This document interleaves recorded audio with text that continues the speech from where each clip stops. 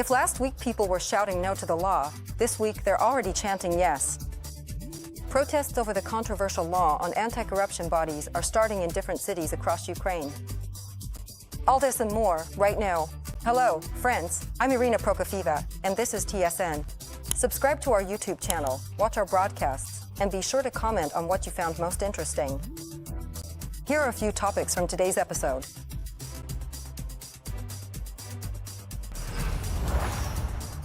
A reminder protest. Last week, they said it had to happen. No corruption in government. No corruption in government. Will it be possible to fix the system failure caused by the scandalous law? What are the protesters with cardboard signs demanding, and will the people's deputies listen to them? Live reports from outraged cities across Ukraine. Trump's new deadline. There's no reason to wait 50 days. I want to be generous, but we just don't see any progress at all. Has the friendship between Washington and Moscow finally cracked? And who will actually be hit by the new scare from the US president about secondary sanctions? Major's revenge. At kindergarten number 15, part of the building's facade collapsed. Why is Russia's Kamchatka being washed by powerful waves? And why did a volcano that had been dormant for over 70 years suddenly wake up? And in just half an hour, a massive rally is set to begin in the capital, which has already been dubbed the Cardboard Revolution. Over the past week, thousands of people, mostly young, have taken to the squares of Ukrainian cities in peaceful protest for the first time in 3 years of full-scale war. Those who came out were the ones unhappy with the newly passed law that limits the independence of anti-corruption agencies. People were equally outraged by the way this law was passed, urgently, literally in one day, at a specially convened session. Such things happen with the Verkhovna Rada extremely rarely. The call from civil society and international partners was heard by the president of Ukraine, who then proposed a new law to parliament aimed at restoring autonomy to the anti-corruption agencies. The vote on it is scheduled for tomorrow.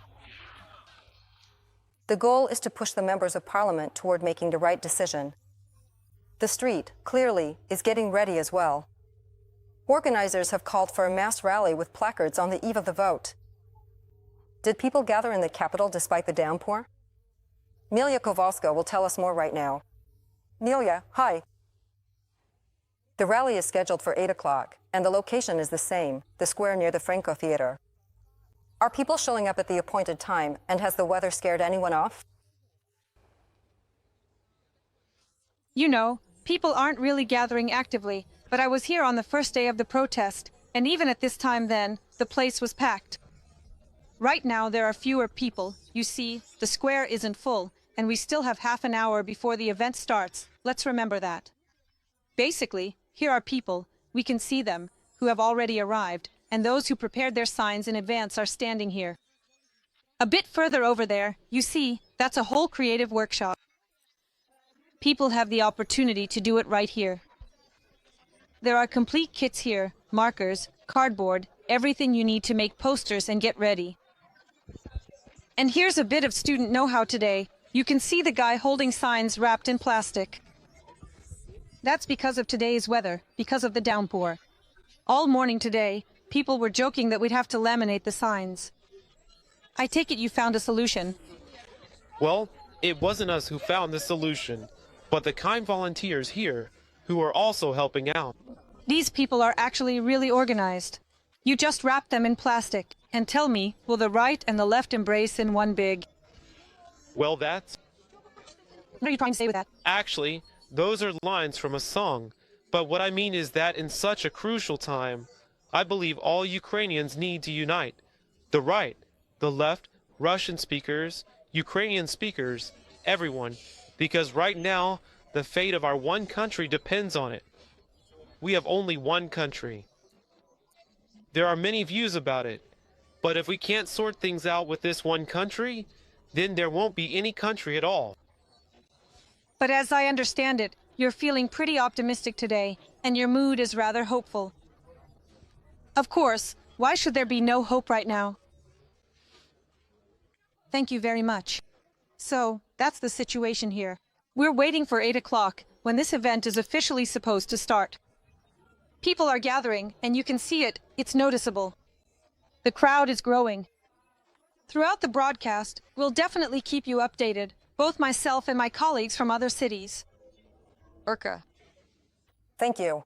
Milia Kowalska is now reporting live near the Franco Theater. There, a protest against the law restricting autonomy on BISAP is underway and gaining momentum. We'll come back to you closer to the announced time of the protest, and throughout the broadcast, stay tuned for live reports from our correspondents in other regions as well.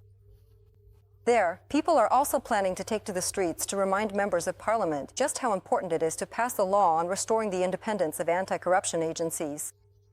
Thank you, Milia. The Verkhovna Rada Committee on Law Enforcement has supported the presidential bill that restores the independence of the National Anti-Corruption Bureau and the Specialized Anti-Corruption Prosecutor's Office.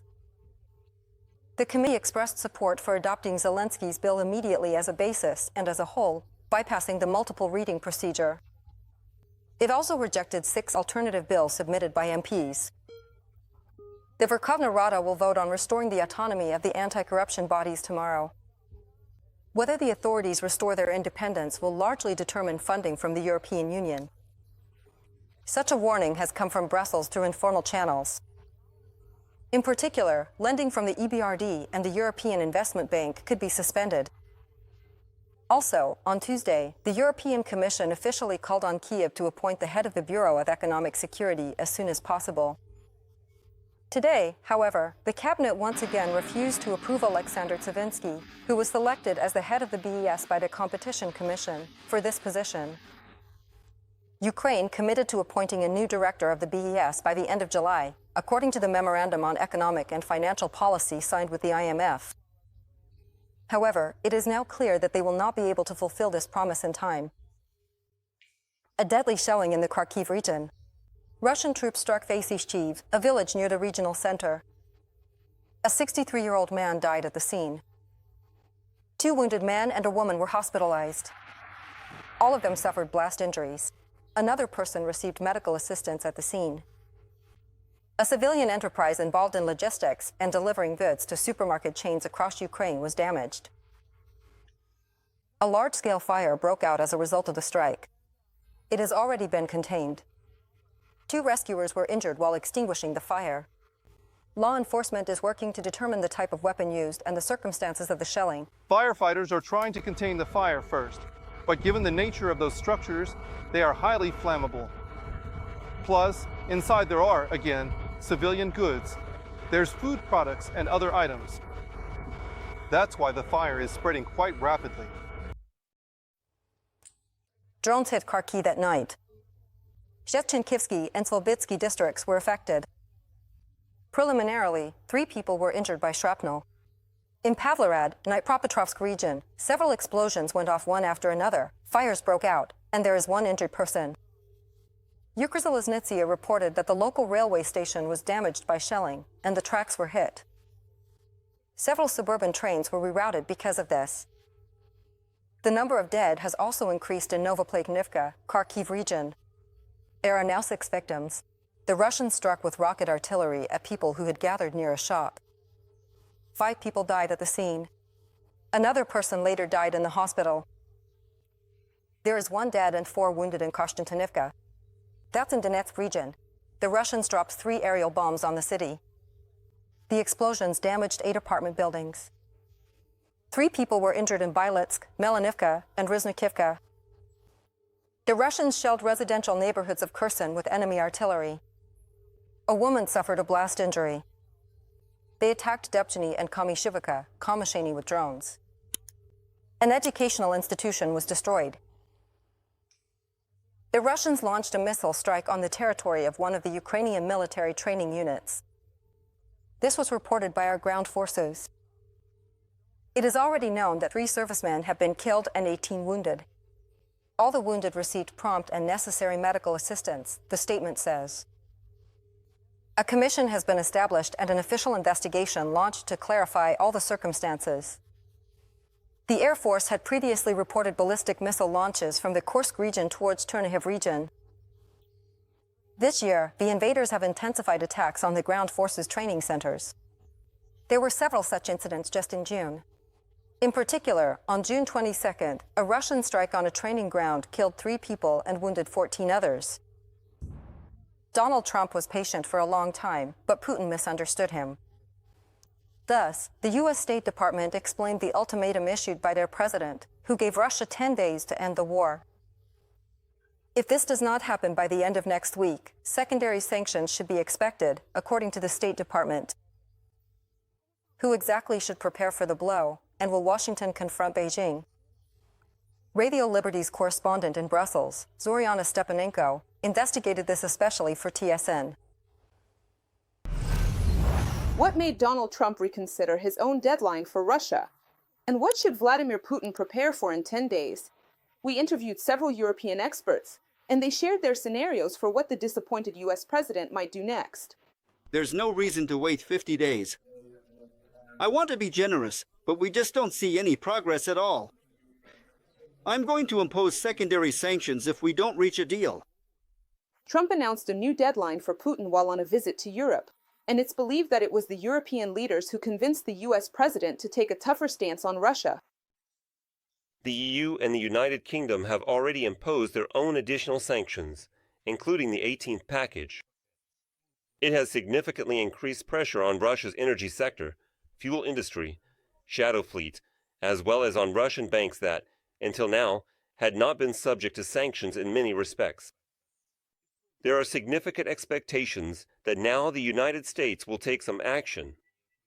This could be another reason why Donald Trump decided to shorten the period and essentially respond in kind. Trump is threatening secondary sanctions, which means restrictions against Russia's trading partners. Among them are India, Brazil, China, and possibly even some European countries if the United States also targets Russian oil. The equation is complicated. There are many variables that can be rearranged. Who exactly will become the target of Trump's wrath? Analysts prefer to wait for news from the White House before assessing Donald Trump's actual, rather than potential actions. They could potentially be very far-reaching, but it's also possible that they will be much more limited. What's extremely important is that the president seems to have run out of patience with Vladimir Putin and is now ready to take decisive action. I think this process of changing his views has already been underway to some extent, but it seems to be accelerating now. Will China, which is currently buying up almost half of Russia's crude oil and giving Russia access to the Western technologies it needs, become the target of American sanctions? Experts are doubtful, at least at this stage. I'm inclined to think that the White House will be a bit cautious in this regard, because they obviously have a broader strategy concerning commercial relations with China. I don't think they want to break them off completely, if damaging the relationship that much. The Chinese will have very little incentive for serious negotiations with the United States. As for overall economic relations, it doesn't seem to me that the White House wants to move in that direction. In September, China will hold a victory parade for World War II. Xi Jinping is expecting high-profile guests from abroad. Among them will be Vladimir Putin. The leader of China also invited the President of the United States. Trump promised to think about it, and until then, experts do not expect any significant changes in Russian tactics. On the night after Trump announced the updated deadline, Ukraine endured yet another air attack. A hospital in Kamiansk and a prison in the Zaporizhzhia region were hit, where at least 17 people were killed. Reporting from Brussels, Zoriana Stepanenko, Marek Hatchduk, exclusively for TSN 1+1. Meanwhile, China does not plan to give up Russian oil despite the threat of American tariffs. Reuters reports on such a statement from Beijing. Representatives from China and the U.S. held trade talks in Stockholm. For now, they have agreed to extend the pause in the trade war and to suspend the introduction of new tariffs for another 3 months. Beijing also responded to American plans to impose tariffs against countries that purchase Russian oil. The Chinese side rejected the American demands and declared that it is ready to pay tariffs of up to 100% and defend its energy sovereignty. At the same time, U.S. representatives emphasized that the bill currently in Congress provides for tariffs of up to 500% for countries that purchase Russian oil. Washington also expressed dissatisfaction with the export of dual-use goods that China sells to Russia. We're talking about deliveries worth over $15 billion.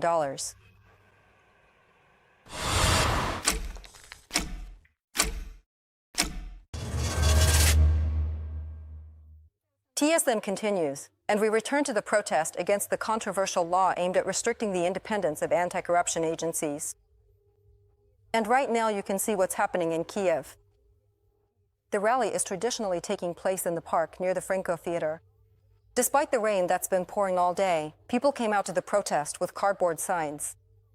This is also a new tradition of the protest movement. However, if last week the protesters were shouting no to the law, today they're chanting yes. This is a kind of appeal to the members of parliament to vote the right way tomorrow in the Verkhovna Rada. Other regions of Ukraine are not staying silent either. Cardboard sign protests are also planned in Dnipro, Kharkiv, and Lviv. And right now, we have the opportunity to talk with our correspondents who are covering the rallies. Anastasia Naverna is in Dnipro, Yulia Boyko is in Kharkiv, and Marichka Kuzhuk is in Lviv. Ladies, greetings to you. Glad to see you. So, what kind of mood did people bring to the streets today? Let's start with Dnipro. Nastia, greetings. The floor is yours. Jumel. It's the second week of protests in Dnipro, and since July 22nd, locals have been coming out almost every day, joining protest rallies, mostly gathering near the regional military administration. And every time these protest rallies were announced, they tried to make them a bit different each time. So today, when announcing this new rally on social media, the activists played around with the idea of a train. They gave this train a number 13 to 533, in line with the bill submitted by Zelensky. And they say they came out today to remind the deputies not to forget, not to miss this train, and to make sure to vote for this bill tomorrow. Earlier, when these rallies were held, activists would even bring a coffin with the words NABU and SAP written on it, and there. That was on the very day when the president signed this very controversial bill. And back then, people said they would keep coming out until they either got this law repealed or a new one signed. Usually, rallies here in Dnipro start at 8 in the evening, so people are just starting to gather or are still arriving. And right now, I can see that up to 100 people have gathered. They make themselves comfortable, bringing blankets, pets, and even cardboard, and often write slogans right here, adding to them as they go. They say that if something goes wrong tomorrow, they're ready to keep gathering. And what's happening in Kharkiv? Let's ask my colleague Yulia Boyko. Yulia, the floor is yours. Yes, colleagues, rallies aren't waiting in Kharkiv either. People have gathered here for the 6th time already. This time, there were about 200 of them, but unfortunately, they didn't wait and, as usual, continued down the main street of the city, Sumska Street, to shout their slogans for the whole city to hear. They gathered near Kharkiv's main square, Freedom Square, which is symbolic since they came together specifically to support the independence of NABU and SAP. And all this despite the fact that it could start raining at any moment, and that in Kharkiv there is a constant threat of shelling. Just like today, last night, Kharkiv was attacked by kamikaze drones, and there are air raid sirens going off almost every hour.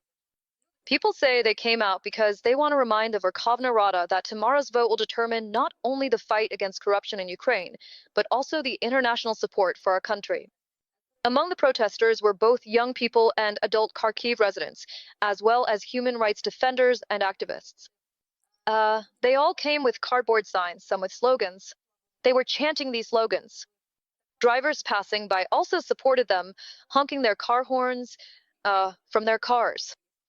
And the protesters say that they are ready to come out as many times as needed, for as long as it takes, until the authorities make the right decision and follow the European path. And a similar rally is taking place in Lviv, where my colleague Marichka Kuzhuk is working.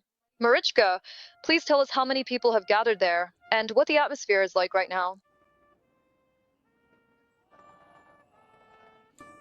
Hello. Colleagues, as usual, it's crowded again near the Taras Shevchenko monument in Lviv. More than 100 people have already gathered to remind everyone that the independence of NABU and SAP is a necessary condition for a democratic country that seeks to eradicate corruption and become part of the EU. And right now, the Ukrainian national anthem is being played. This is the traditional way to start such gatherings. The start of the rally was announced for 7:30 p.m., but people are still arriving. After the anthem, there will be a prayer for the fallen soldiers and also a moment of silence. The atmosphere here is calm, but let's say determined, because there are posters with slogans and loud calls to action. And as previous protests have shown, the number of people could still increase several times over. Cars passing by, as usual, are honking in support of the protest. In an hour, participants plan to march peacefully through the city center without blocking traffic. At the same time, there will also be a raffle held for those who donate. They are raffling off 2 shell tubes, and the money raised will go towards repairing a vehicle for the unmanned systems unit fighting in Donetsk region. The protesters hope that tomorrow the parliament will support the law. If not, then, in fact, they promise that the protests will continue. Colleagues, That's a good cause. Let's not forget to donate to our military. Thank you, ladies. Anastasia Naverna from Dnipro, Yulia Boyko from Kharkiv, and Marichka Kuzik from Lviv, where rallies are currently taking place to remind members of parliament that the independence of anti-corruption bodies is important. A live report from the protests in the capital will come a bit later. Meanwhile, the TSN broadcast continues, and so do we. Seismic activity on Kamchatka has not stopped since yesterday. There, after the earthquake, the Klyachevskaya Sopka volcano woke up. Smoke is puffing from the crater, but so far, no lava can be seen. At night, the region was seriously shaken, with a magnitude of almost 9. Nothing like this has been seen here in the last 70 years. There is a tsunami threat. Even neighboring Japan is on edge. Just in case, about 2 million people have been evacuated from dangerous areas there. Hawaii is also preparing for the wave. Watch Oksana Tkachenko's report for more on the devastating natural disaster and its aftermath. There hasn't been an earthquake like this in Kamchatka since 1952. While the rest of the world was asleep, the Russian region was shaken so hard that buildings were swaying. People were jumping out into the street in whatever they had on. The local church was also shaken by the underground tremors. Lord have mercy! Lord have mercy! Seismologists rated the magnitude of the disaster at 8.8 out of a possible 9.5. The epicenter was located 150 kilometers from Petropavlovsk-Kamchatsky at a depth of 32 kilometers. The earthquake destroyed the blue and yellow facade of the local kindergarten. There were no casualties, as it was under renovation at the time. At kindergarten number 15, part of the building's facade collapsed, but thank God, no one was hurt. There were no children present, but there is damage. Immediately after the tremors, a tsunami threat emerged. Waves rose to 3 or 4 meters high. People were ordered to evacuate the coast immediately. The police blocked the roads. First, the northern Karels in the Sakhalin region were hit. The local port was flooded there, and the fish processing plant was affected as well. Animals on Kamchatka are also reacting strongly to the powerful natural disaster. On Antsiferov Island, cliffs began to crumble near where sea lions were resting. Frightened animals started jumping into the water one after another and fleeing. On Japan's Honshu Island, whales began to strand themselves en masse on the shore. The official authorities, having learned about the threat, immediately issued a warning in at least 8 prefectures. 2 million people living on the Pacific coast were evacuated. Sirens wailed throughout the region.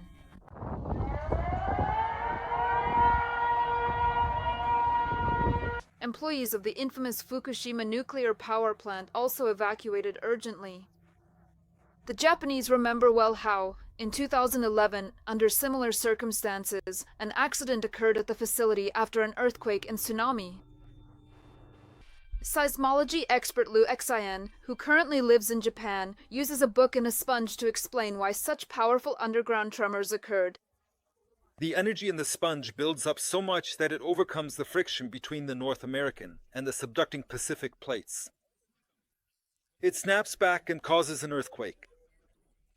As a result of this rebound, significant changes occur in the seafloor's topography. The ocean floor rises, which generates powerful tsunami waves. The total length of the rupture is approximately between 100 and 150 or 200 kilometers. This is an extremely large fault zone. For countries or regions located near subduction zones, earthquakes are inevitable. Meanwhile, the tsunami warning wave also reached Latin American countries such as Peru and Chile, as well as the U.S. state of Hawaii. Locals started receiving notifications on their phones. Rescuers immediately began urging vacationers to leave the beach at once. We were staying right on Waikiki Beach in Honolulu. It's a very popular spot. And then, around 2 o'clock, we started getting tsunami warnings on our phones.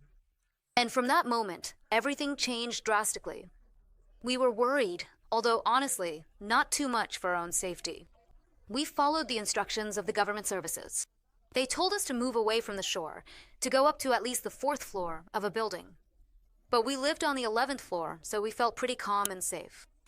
But we didn't know what could happen, whether the coastline would be seriously damaged, if there would be power or water outages, or if the infrastructure would be destroyed.